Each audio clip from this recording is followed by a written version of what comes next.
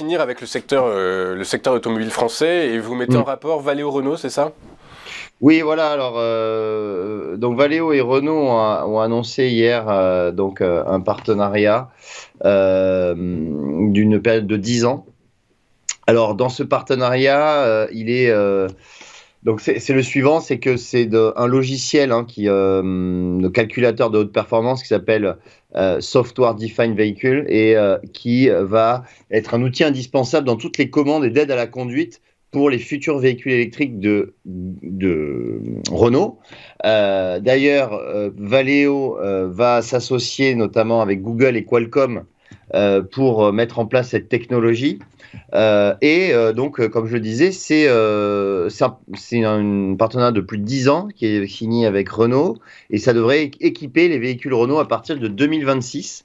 Alors, il n'y a pas d'accord capitalistique dans le sens où Valeo ne va pas rentrer dans le capital de la future entité électrique de Renault qui va s'appeler Ampère. Ampère qui devrait s'introduire en bourse en fin d'année si les conditions de marché le permettent. Donc, il n'y a pas d'accord capitalistique. En revanche, on est sur un partenariat technologique entre Valeo et Renault. Alors, il n'y a pas eu énormément d'impact sur Valeo à l'annonce de ce partenariat. Valeo, on voit qu'on est dans une tendance plutôt baissière depuis maintenant plusieurs années, si ce n'est que depuis un an, le titre a arrêté de baisser.